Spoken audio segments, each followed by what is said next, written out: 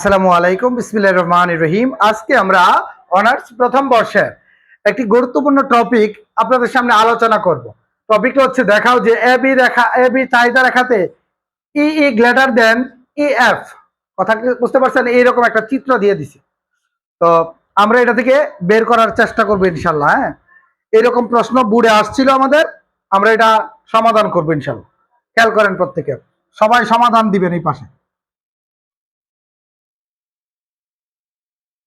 সমাধান দিয়ে আপনারা লিখবেন হচ্ছে, বলছে দেখাও যে এ বি চাহিদা রেখাতে ই গ্রেটার দেন ই এফ। তাহলে আপনি লিখবেন দেখাতে হবে যে, দেখাতে হবে যে, দেখাতে হবে যে এ বি চাহিদা রেখা, এ বি চাহিদা রেখাতে ই গ্রেটার দেন ই এফ, এইটুকু দেখাতে হবে। কথা ক্লিয়ার? আচ্ছা, এইটুকু এখানে দেখেন ই আছে, ই মানে হচ্ছে স্থিতিস্থাপকতা, ই মানে হচ্ছে ই বিন্দুতে স্থিতিস্থাপকতা, আর ই এফ হচ্ছে এফ বিন্দুতে স্থিতিস্থাপকতা। তাহলে এই যে এই বিন্দু হচ্ছে এটা, এফ বিন্দু হচ্ছে, এই দুই বিন্দুতে স্থিতিস্থাপকতা বের করতে হবে। বের করে দেখাই দিব এটা বড়, এটা কি ছোট্ট। কোন রেখার? এ বি রেখা। তাহলে এ বি হচ্ছে একটি সরলরৈখিক চাহিদা রেখা। দেখেন এ বি একটি কি রেখা? সরলরৈখিক চাহিদা রেখা, যেটার লম্ব অক্ষে পি মানে প্রাইস বা দাম, আর ভূমি অক্ষের যে পরিমাণ নির্দেশ করা হয়েছে, চাহিদার পরিমাণ।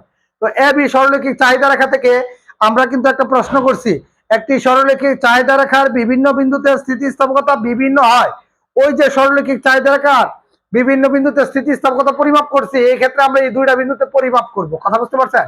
তাহলে আমরা প্রথমে লিখব, চাহিদা রেখার কোন নির্দিষ্ট বিন্দুতে স্থিতিস্থাপকতা পরিমাপ করা হলে তাকে বিন্দু স্থিতিস্থাপকতা বলে। এইটা লিখে নেবেন।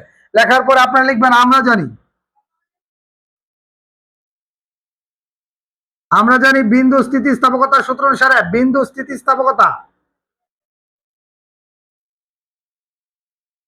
বিন্দু স্থিতিস্থাপকতা ইকুয়াল টু বিবেচ্য বিন্দুর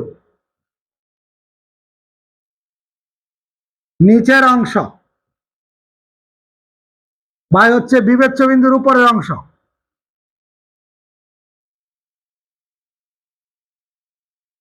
উপরের অংশ, এটা সূত্র।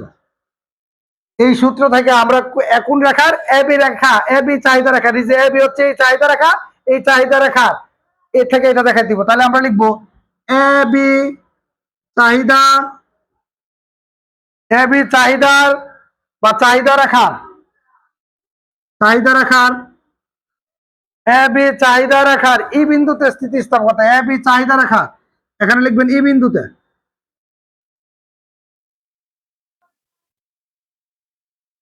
স্থিতিস্থাপকতা। দেখেন স্থিতিস্থাপকতাকে ই দ্বারা প্রকাশ করা হয়। এটা ক্যাপিটাল হইতে পারে, স্মল হইতে পারে, তবে প্রশ্নে যেহেতু ছোট হাতে লিখছে আমরা ছোট হাতে লিখলাম ই।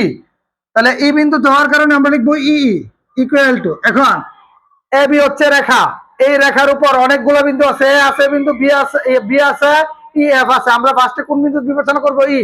তাহলে এই বিন্দু যখন বিবেচনা করবো আর কোনো বিন্দু বিবেচনা করবো না, কিন্তু রেখাটা হচ্ছে এ বি। তাহলে এই বিন্দু বিবেচনা করলে এই বিন্দুটা বিবেচনা বাদ।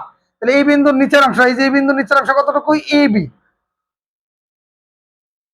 ইবি। আচ্ছা, তাহলে এই বিন্দুর উপর অংশ কতটুকু? এই লিখলাম এই। কথা ক্লিয়ার? এই যে লিখছি বিবেচ্য বিন্দু নিচের অংশ, বিবেচ্য বিন্দু ই নিচের অংশ হচ্ছে ইবি। পরে লিখছি বিবেচ্য বিন্দু উপরের অংশ, এই যে বিবেচ্য বিন্দু ই এর উপর অংশ এই। এইটুকু পড়ার পর আমরা লিখবো, এটা বিভিন্ন ভাবে করা যায়। এই ক্ষেত্রে আমরা এটা লিখতেছি, এরপরে এই যে নিচের অংশটাও লিখতেছি এখানে। এই এই জায়গাটার মধ্যে এই লিখছি, মাঝখানে একটা ফাঁকা জায়গা লিখছি। একটু মনে রাখবেন, এই যে চিত্রটা প্রশ্নের মধ্যে অঙ্কন করা হয়েছে, এই চিত্রের মধ্যে এইটুকু, এইটুকু, এইটুকু তিনটা অংশে ভাগ করা হয়েছে। এটার দূরত্ব যা, এই যে এ থেকে ই এর দূরত্ব যতটুকু, ই থেকে এফ এর দূরত্ব ঠিক ততটুকু, এফ থেকে বি এর দূরত্ব ঠিক ততটুকু। তাইলে সবগুলোর দূরত্ব যদি সমান হয়, তাহলে আমরা বলতে পারি, দেখেন তো কোনটা বড়? এই যে ই বি হচ্ছে এতটুকু, আর ই এ হচ্ছে এতটুকু। আপনি বলেন তো বড় কোনটা, এ ই না ইবি? অবশ্যই বড় হচ্ছে ইবি। কার থেকে বড়? এই থেকে। এই কারণে লিখবেন গ্রেটার দেন। ইবিটা বড় কার থেকে? এই থেকে। এই কারণে গ্রেটার দেন লিখছি। লেখার পরে আপনারা লিখবেন বা। লেখা এই যে এখানে নিচে কি আছে? এই। তাহলে আমরা এই পক্ষ এই পক্ষ অর্থাৎ উভয় পক্ষকে এই দ্বারা ভাগ করব। লিখবো ইবি ইকুয়াল টু এই। গ্রেটার দেন, এখানেও এই দ্বারা ভাগ করব।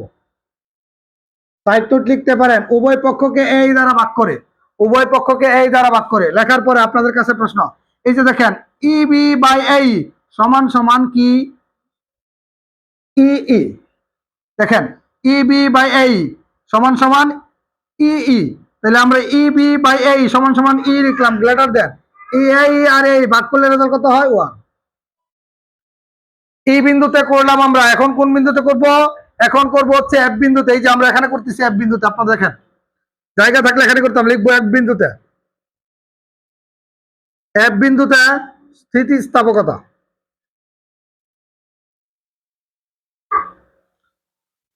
তাহলে স্থিতিস্থাপকতা কি দ্বারা প্রকাশ করে? যেহেতু এফ বিন্দুতে এফ করার পর আপনারা দেখেন, করার পর এই যে এখন বিন্দু হচ্ছে এফ বিবেচনা করবেন, আর কোনো বিন্দু বিবেচনা করবো না। তাহলে এফ বিন্দুর নিচের অংশ কতটুকু?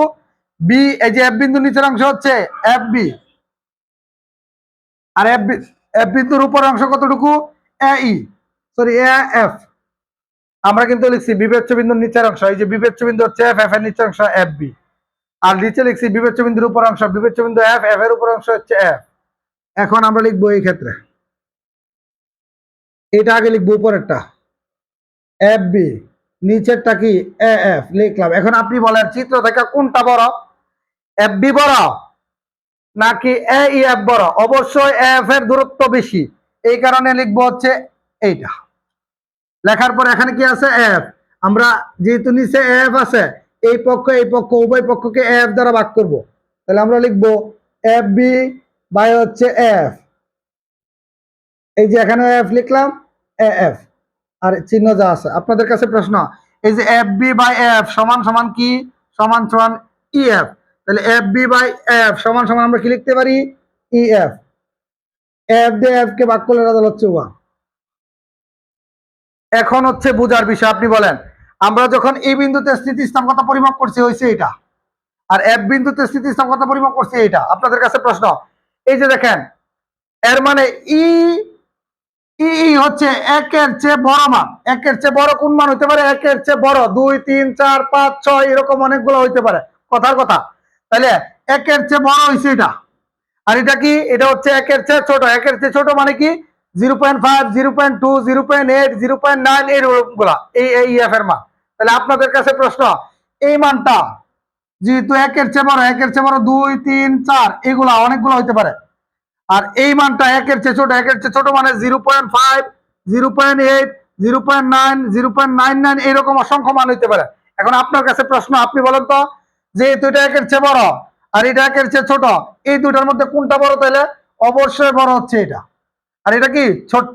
তাহলে আপনি লেখা দিবেন সুতরাং বলা যায়, সুতরাং বলা যায়, সুতরাং বলা যায় ই গ্রেটার দেন, সরি সুতরাং বলা যায় এ বি চাহিদা রেখা, এ বি চাহিদা রেখাতে ই গ্রেটার দেন ই এফ, এইটুকু লিখবেন। সুতরাং বলা যায় এ বি চাহিদা রেখাতে ই গ্রেটার দেন ই এফ, লেখা লিখবেন, দেখানো হলো।